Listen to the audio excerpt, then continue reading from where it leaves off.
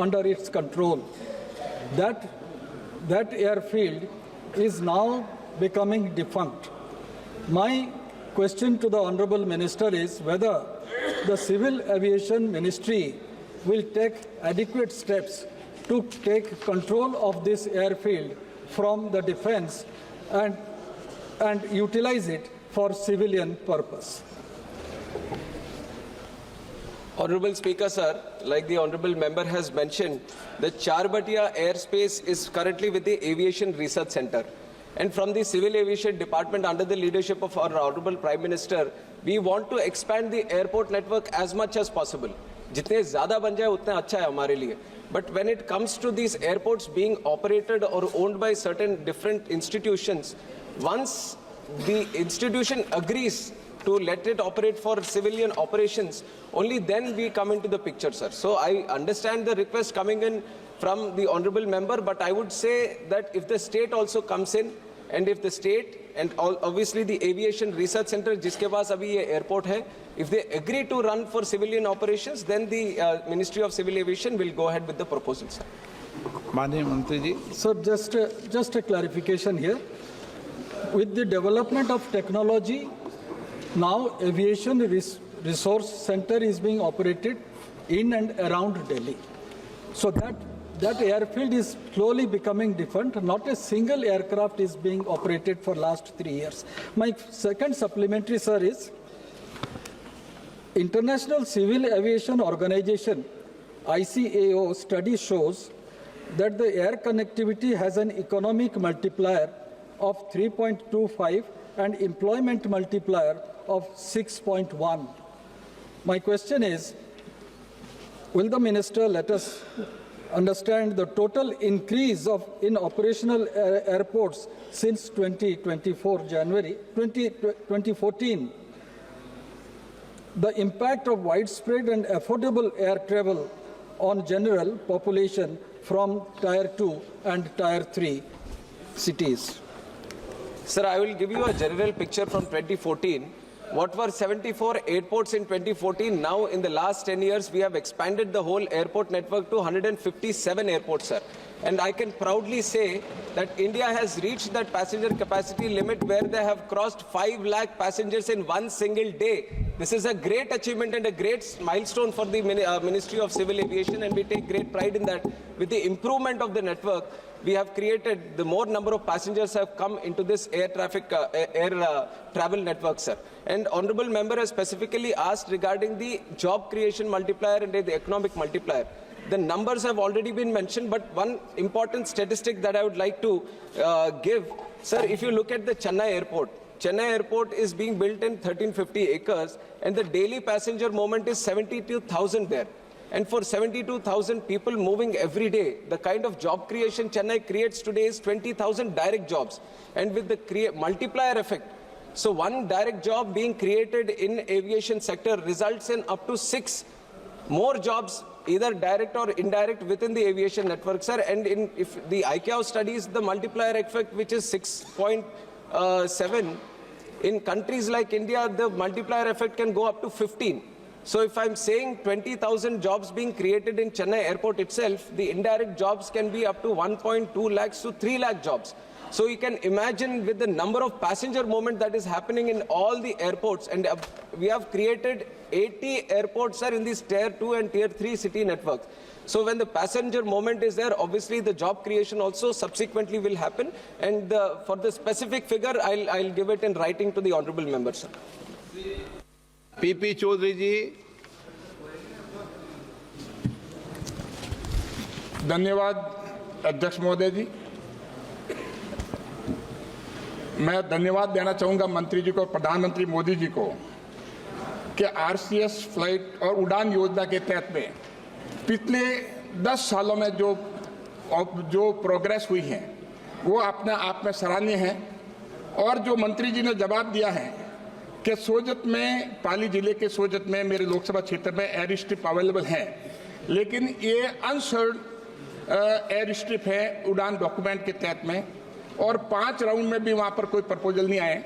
मैं मंत्री जी के नोटिस में लाना चाहूँगा कि हाल ही में प्रधानमंत्री मोदी जी के नेतृत्व में जो 12 इंडस्ट्रियल कॉरिडोर डिक्लेयर हुए हैं, वो पाली में भी एक इंडस्ट्रियल कॉरिडोर डिक्लेयर हुए हैं। उसके लिए 932 करोड़ पाली लोकसभा क्षेत्र के लिए प्रधानमंत्री मोदी जी के द्वारा दिए गए हैं और 7,500 करोड़ और दिए जाएंगे।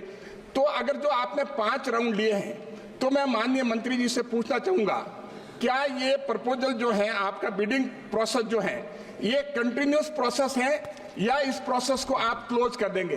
तो इन फैक्ट्स को देखते हुए मैं माननीय मंत्री जी से जानना चाहूंगा कि जब इंडस्ट्रियल कॉरिडोर देश के 12 में से एक इंडस्ट्रियल कॉरिडोर हुआ है, तो क्या सोजत में पाली जिले के इसमें जो राउंड बिडिंग जो है वो वापस प्रोसेस शुरू होगा या नहीं? Sir, like the honourable member has mentioned, UDAN has been a revolutionary scheme for the civil aviation network, sir.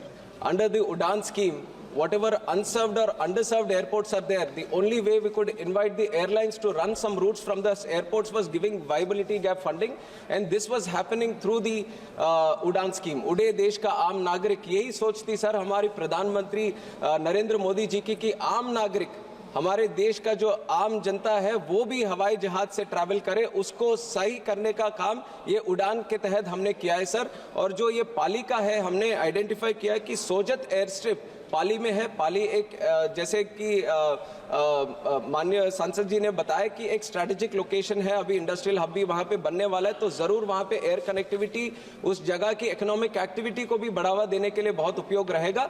तो उड़ान में एक बार लिस्ट हो जाता है सर कोई भी एयरपोर्ट, उसका कंटिन्यूस बिडिंग में रहता है। अगर इस बार एयरलाइंस नहीं आए तो बाकी दूसरे राउंड में हम जरूर लगाएंगे। और अभी उन्होंने प्रश्न भी उठाए, तो जरूर हमारी भी कोशिश यही रहेगी कि वहां से किसी भी तरह एक प्लेन को हम चलाएं, तो जरूर कंटिन्यूस बिडिंग उसका चलता रहेगा सर। जवाब अच्छा देते हो, लेकिन थोड़ा शॉर्ट और करने लग जाओ, पर जवाब प्रॉपर्ली देते हो। क्वेश्चन में 2-3 का समाधान हो जाता था, तो इसलिए एक्सपेंड करता। तारिक अनवर जी। धन्यवाद Vijay ji.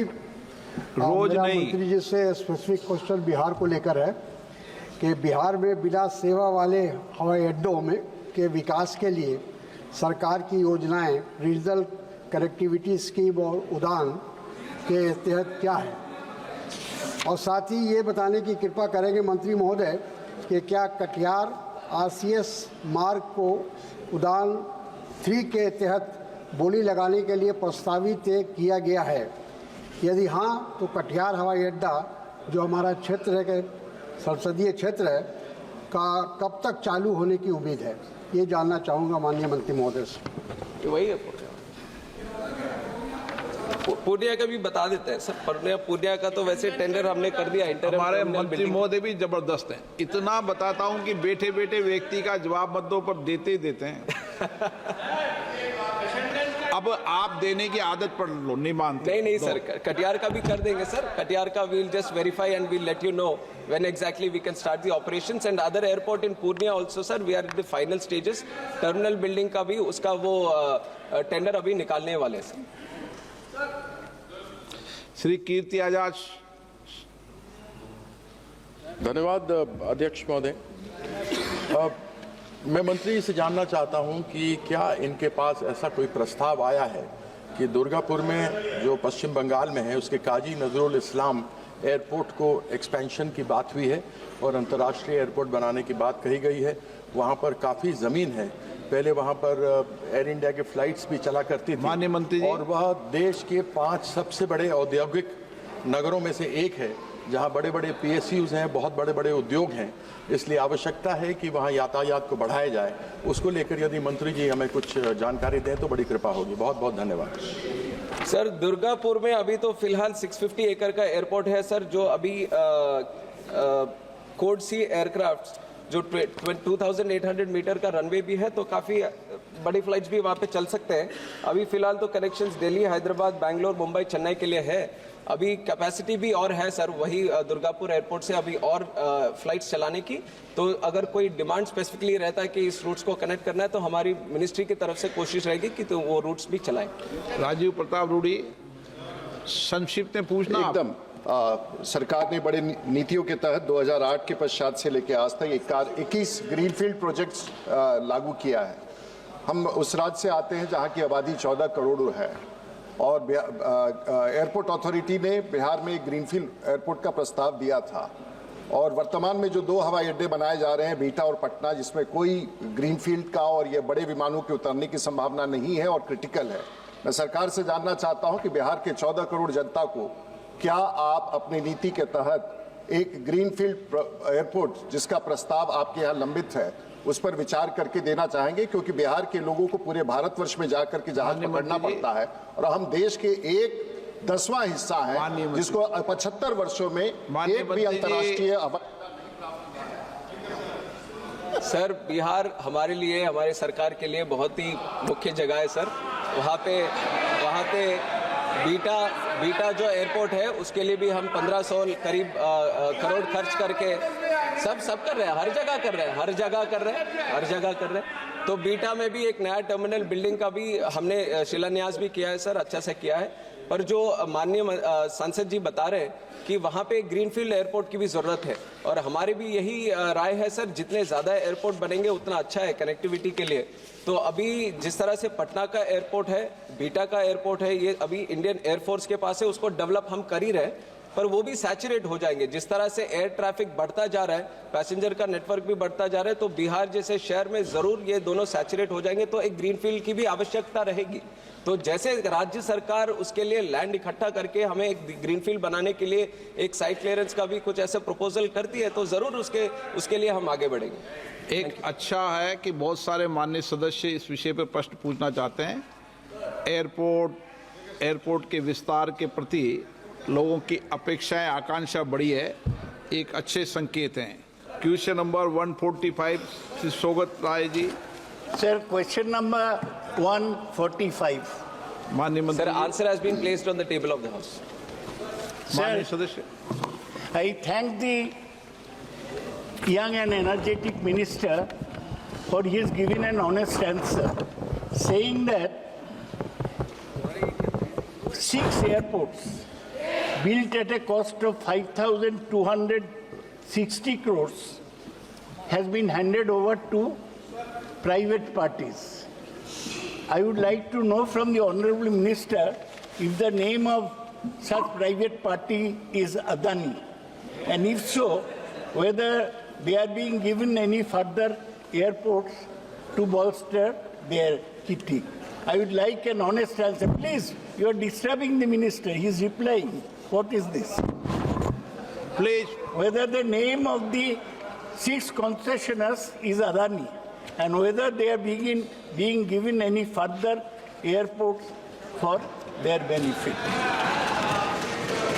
Sir, the answer to the question that he asked is yes. And what he has mentioned, that 5,260 crores which has gone into the investment into those infrastructure of the airports which has been leased out, that has been already given back to the Airport Authority of India also, sir.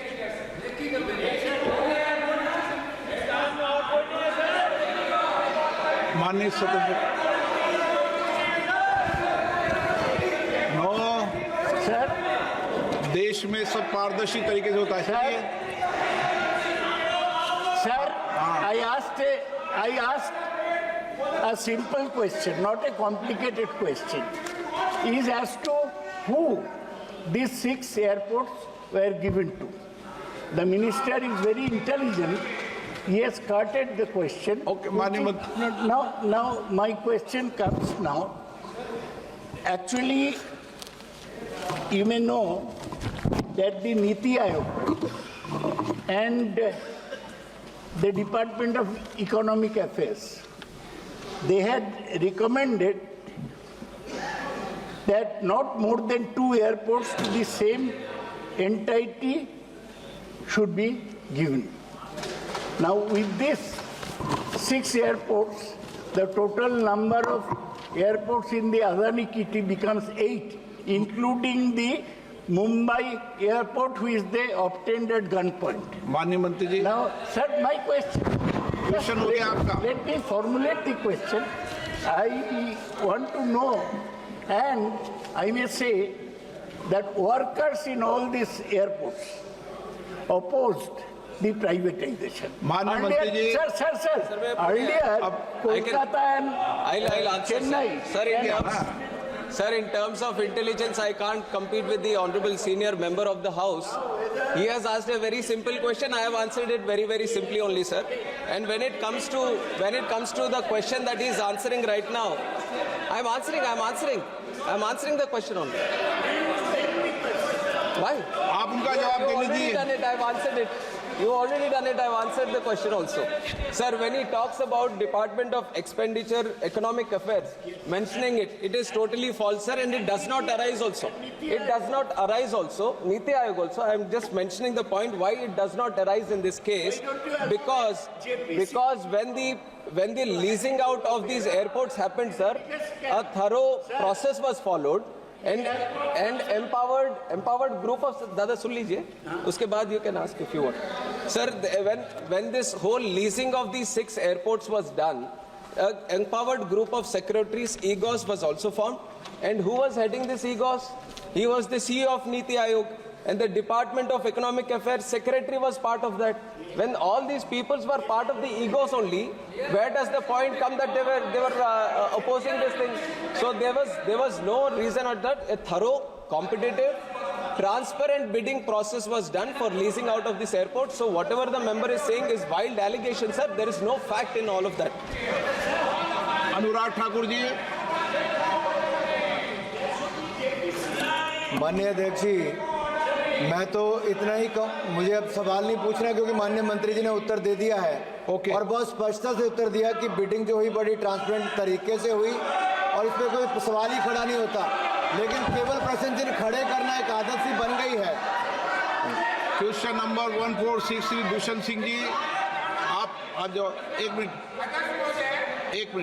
मंत्री जी, मंत्री जी please, मंत्री जवाब दें। Sir, एक तो है ये सरकार इससे भागने वाली नहीं है सर, सीधा सीधा उत्तर देंगे, जो भी अगर ठीक से पूछेंगे तो उसका सीधा उत्तर देंगे।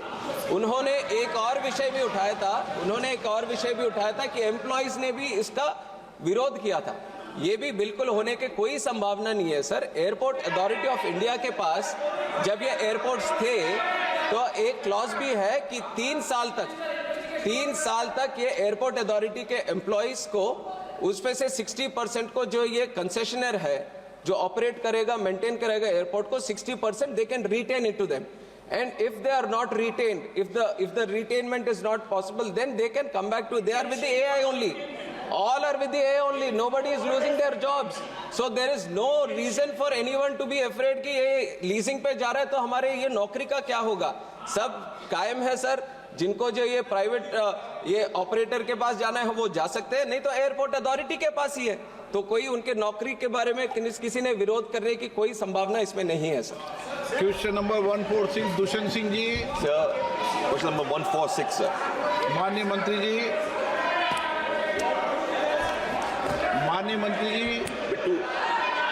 बिट्टू जी, माननीय मंत्री जी, सब उत्तर सर टेबल पे रख दिया गया। माननीय सदस्य। सर धन्यवाद स्पीकर साहब, आपने मुझे आज क्वेश्चन उठाने का मुझे मौका दिया।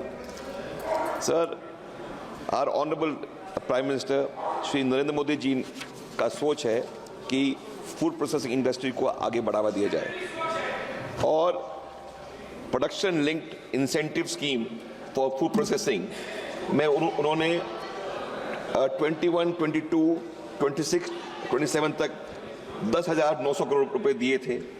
इसकी राशि